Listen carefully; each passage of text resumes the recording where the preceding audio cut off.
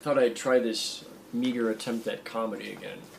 Not going to work right now, so I don't have this tie on like I usually do. I'll get to the tie thing in a minute. There's an issue about that. But first of all, I want to talk about those what do they call them? Heart defibrillator things. You know, you're in public places, and there's a thing on the wall with a lightning bolt, heart defibrillator, or whatever. I don't know how to use those. I don't think anybody does. So when I see one, I always kind of like walk to the other side of the room. Somebody goes down, I want other people to deal with it because I'm trying to make it worse or something.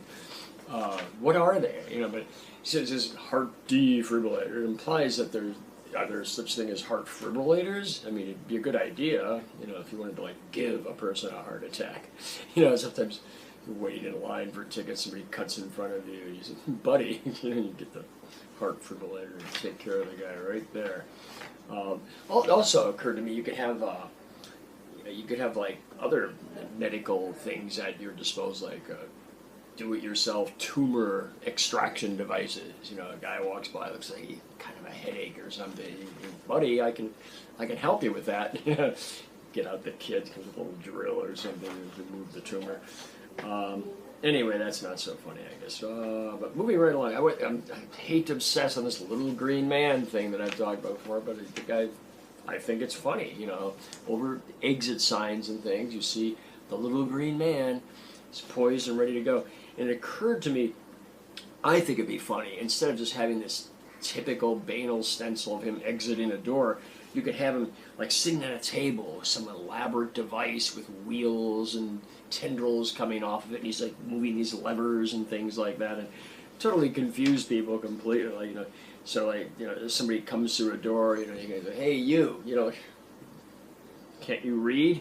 You know, he's supposed to look up there and he's supposed to know what he's supposed to do. You know, are you forgetting something? You know, aren't you forgetting something? That wasn't one bit funny. Anyway, because the last thing I'm going to comment on is the idea that we're in a political year, and politicians are one of us. They're one of the people. You know, they always tout that. You know, and one of the ways they demonstrate that. I mean, first of all, it's nonsense. You know, they're one of the people. You know, I don't even think the people are one of the people, and there's such a variety of those clowns around, myself included. But one of the things I found is really funny. The whole point of this political year, you know, you see this again and again. You see these politicians, they run for office, and they don't wear a tie.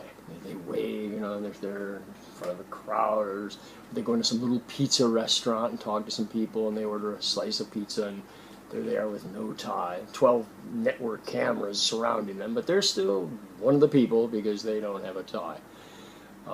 Which is a problem for me because I usually do wear a tie, and then kind of makes it where it's not one of my people, apparently, or they're not one of my people. Maybe, you know, I think it'd be more realistic if they were to like scratch their butt and maybe like pick their nose or something like that, wipe it on their tie, if they had a tie on. They'd say, oh, he's just like me. He's one of the people. Scratches his ass, picks his nose, and not like me, but people I know do that kind of thing. They're one of the people.